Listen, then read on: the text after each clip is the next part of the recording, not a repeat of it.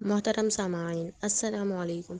جیسا کہ آپ سب جانتے ہیں کہ ہم سورۃ البقرہ کا آغاز کر چکے ہیں اور کل ہم نے سورۃ البقرہ کی چند آیات اور اس کا اردو ترجمہ پڑھا تھا۔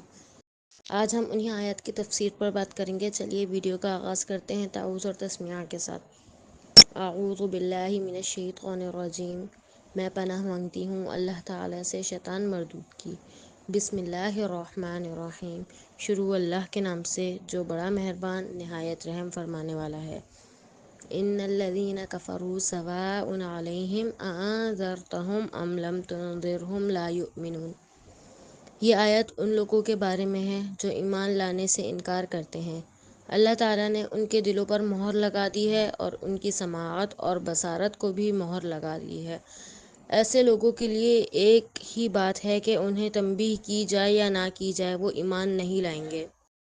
ان کے دلوں کی حالت ایسی ہو چکی ہے کہ ان کے لیے حقیقت کو سمجھنا اور قبول کرنا ناممکن ہے۔ ختم اللہ علی قلوبہم وعلی سمعہم وعلی ابصارہم غشاوۃ ولہم عذاب عظیم۔ یہ آیت بتاتی ہے کہ اللہ تعالیٰ نے ان کے دلوں، کانوں اور آنکھوں پر مہر لگا دی ہے، جس کی وجہ سے وہ حقائق کو سمجھنے، سننے اور دیکھنے کی صلاحیت سے محروم ہیں۔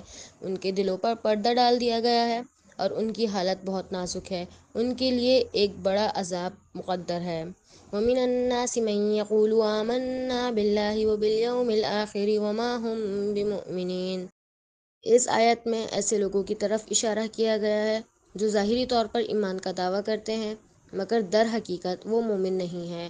یہ لوگ اپنی زبان سے اللہ اور قیامت کے دن پر ایمان لانے کا اظہار کرتے ہیں، لیکن ان کے دلوں میں حقیقتاً ایمان نہیں ہوتا۔ ان کی باتوں میں نفاقت اور جھوٹ کی جھلک نظر آتی ہے۔ یخادعون اللہ والذین آمنوا وما یخدعون الا انفسهم وما یشعرون۔ یہ آیت بیان کرتی ہے کہ نفاقت کا شکار لوگ اللہ اور مومنوں کو دھوکہ دینے کی کوشش کرتے ہیں مگر حقیقت میں وہ صرف خود کو ہی دھوکہ دیتے ہیں۔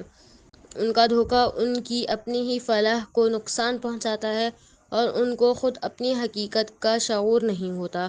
وہ اپنی نفاق کی وجہ سے اللہ اور مومنوں کے سامنے حقیقت کو جھٹلاتے ہیں۔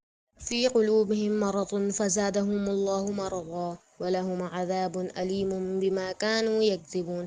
اس آیت میں بتایا گیا ہے کہ ان لوگوں کے دلوں میں ایک بیماری ہے جو نفاق اور کفر کی شکل میں ظاہر ہوتی ہے۔ اللہ نے ان کی اس بیماری کو مزید بڑھا دیا ہے، جس کا مطلب ہے کہ ان کی روحانی حالت مزید بگڑ گئی ہے۔ ان کے لیے ایک دردناک عذاب ہے جو ان کے جھوٹ بولنے اور نفاقت کی وجہ سے ہے۔ یہ عذاب ان کے جھوٹ اور نفاقت کی سزا ہے جو انہوں نے دین اور مومنوں کے ساتھ کیا ہے۔